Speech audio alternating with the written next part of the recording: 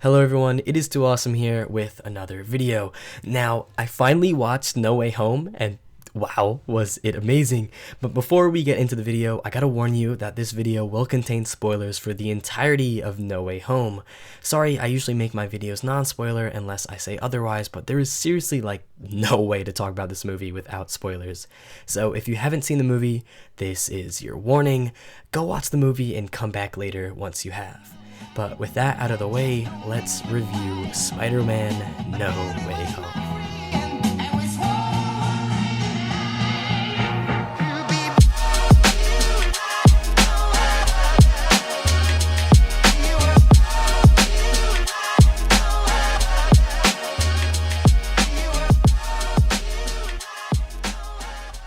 This movie is fantastic, freaking amazing.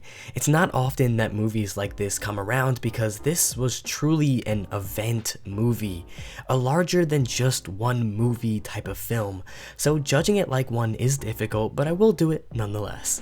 To begin with, the attention to detail was crazy. Small character interactions like Andrew saving MJ, or the conversation about the real spider webs compared to the spider fluid, or when they called Andrew amazing, you know, because of his movie names, or when he talked about how he stopped pulling his punches because, let's be real, everyone knows when Spider-Man stops pulling his punches, things get wicked, like killing people wicked. Also, other small things like Ned wearing Hobgoblin colors and talking about how he'll never turn into a villain, like, I don't know man, you better not, because that would break me, plus that might be the most straightforward foreshadowing I have ever seen. And the references, bro, the references and tie-ins, they had me going crazy. Daredevil, Venom, the tease for Miles Morales, like the way these were integrated were so smooth, with maybe the exception of Venom, because can we talk about how smooth the introduction of Daredevil was? Like, wow, that was flawless, and it's in a way where if you don't know the character, you wouldn't get it. So it had my family very confused as to why I was excited, and that's the thing with this movie though. It had me geeking the entire time, and I won't even lie, I love it. Just these characters, these interactions, I had this goofy smile on my face the entire time, and I'm so glad I had a mask. But man, the joy this movie brought me, almost unmatched. But bro, I really thought Eddie Brock was gonna be in the MCU. I was so excited because I really liked his version, but when they sent him back, I kinda got annoyed. I mean, it was such a wasted opportunity, and I'm actually kinda disappointed. But I low-key have a theory that he has his own universe going on, and it's the one with Andrew Garfield and like Mobius, but I have a small feeling that they may even make a third Amazing Spider-Man movie, but it's not very likely, to be honest, since I feel like this movie closed Toby and Andrew's stories out well, but it could still be fun to see. Now, I don't think I need to tell you this, but the fights were amazing. The Doctor Strange fight at the beginning, stunning. The fight in Happy's apartment complex, brutal. The finale, literally insane.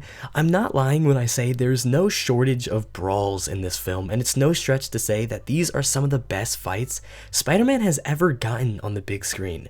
But I think by far the best aspect of this movie is Peter Parker, specifically Tom's Peter. This is the best interpretation I have ever seen of Peter Parker on the big screen. That is no joke. Even when faced with these villains, he can't just leave them to die in their universe, and is then pushed by Aunt May, but ultimately, the decision lies on him. And things go to shit because of it, and it's his fault. Honestly, everything just goes to shit for Peter in this movie. His life crumbles away and falls apart, he loses his only family, then his best friend and girlfriend, leaving him truly alone. I mean, this is Peter Parker. The Peter Parker that even though he does the right thing and his heart is in the right place, life doesn't always thank him for that. But he always gets up, he always keeps going, and that's what makes him my favorite superhero. He's the down on your luck guy all by himself, and this movie truly shows that. It shows the consequences of his actions. It shows that doing the right thing doesn't always mean that things will come easy, that life will respect you for it. And far too often did I hear about Peter being babied and an Iron Man Jr. with little to no stakes. And I hate this take, but honestly, it has some truth to it. In the first movie, Tom was dealing with a villain that didn't really want to kill him. Then second, he dealt with Mysterio, which was more focused on his own goals but will kill if he needed to. But here, well, these guys are just plain evil, dude. They don't care if you're trying to help them or not. Their motives stay the same. And Tom suffers because he cares for people like this. But it's so Peter Parker, and I love it for that. Only Peter would care for people who are trying to literally kill him, who literally killed his loved ones. And you get to see a real human struggle in this movie. I mean, Peter basically loses it at some points throughout this movie. Heck, he was even gonna kill the Green Goblin, and that just shows such a layered personality to his character. He wants to protect, he wants to help others, but there's only so far his selflessness can go before he succumbs to his own emotions. And I better not see any more people comment about Iron Man Jr. or anything along those lines, because there is no more Stark. He is truly alone, and he's now the Peter Parker we all know and love him as. But what makes Peter truly stand out in this movie for me is just the tragedy of his character and the ending we are left with. He had already lost so much throughout the movie, yet at the end, he's left truly alone in the most connected universe out of any franchise. Just imagine going through all that loss. Your parental figure is killed by a decision you made. Your girlfriend is saved just for you to ultimately lose her in the end. Your best friend is now gone. Your future that you dreamed and worked for is thrown away. Like, bro, how does he keep going? And it's that how that really cements him as my favorite superhero. And it's that newfound layering to Tom's iteration of Spider-Man that really made this movie for me. Plus, you see that new suit? Oh my gosh, it looks so good, and I'm so glad to see the classic colors again. Now, let's talk about Willem Dafoe's Green Goblin, because he really stole the show. First of all, Willem Dafoe's acting went absurd. His acting was phenomenal, and it's no stretch to say that he was the highlight. Like, oh my gosh, he's such a talented actor, it's no joke. And the Green Goblin is a villain here. Like, he is a whole menace. He was eating punches from Spider-Man and smiling. Like, this dude is crazy. And the duality between him and Peter's character is insanely good. Like, such an underrated aspect between the two. I mean, they're two contrasting ideologies, one standing for selfishness and greed, while the other is about selflessness and sacrifice. And there's a constant back and forth tug of war between the two to sway the other to their side. And it really reminded me of just how good Toby's villains are. Like, a lot better than I remember them to be. They have a lot of depth and nuance to their characters, and they aren't just bland and one-dimensional like some of Andrew's villains turn out to be, or have been. Not to say they didn't improve, like Jamie Foxx's Electro was a lot better here, and I actually understand his motives for once, but I don't think they really compare to Toby's. But I mean, Sandman's motives kind of switch up throughout the movie. Like, he wanted to get home to his daughter, so why is he fighting at the end?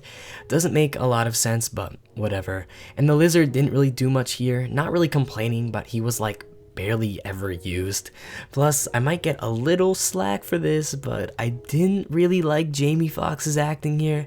At first, he felt like really out of place for me, and I mean, it got better throughout the movie, I would say, but I still don't know if he's just the best actor.